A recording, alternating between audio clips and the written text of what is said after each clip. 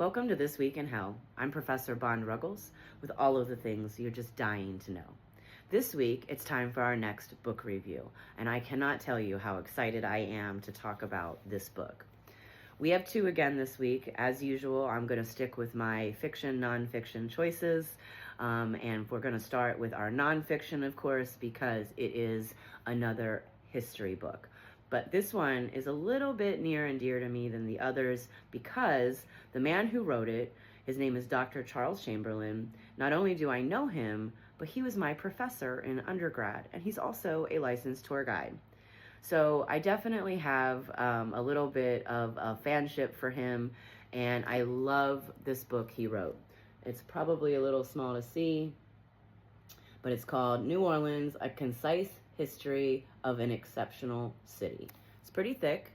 Of course, some of that is going to be his references, his footnotes, endnotes, things like that. There are a few illustrations, which definitely help with the journey.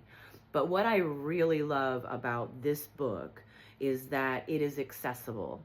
Anyone can read it and really understand the history of New Orleans. We have a book that the city suggests we read when we get our tour guide license. Unfortunately, it's one of the worst books I've ever read, and we have been in desperate need of a single manual that we can send wannabe tour guides to say, hey, if you want to know about New Orleans, here's what you need to take. It still won't help you with the test because the test is not very historical, although I will do everything I can to change that. But this book right here will give you real history, starting from when it was still known as Bulbancha all the way up into modern times. But that's not all Dr. C does.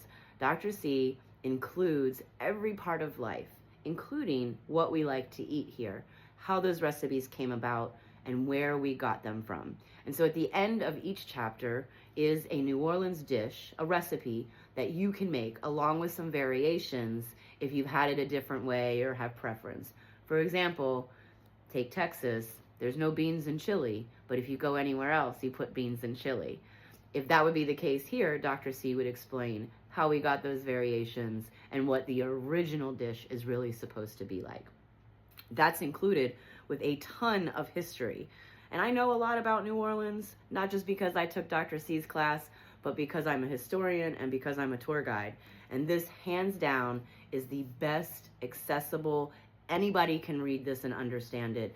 And so this week, my nonfiction recommendation is Dr. Charles Chamberlain's book on New Orleans.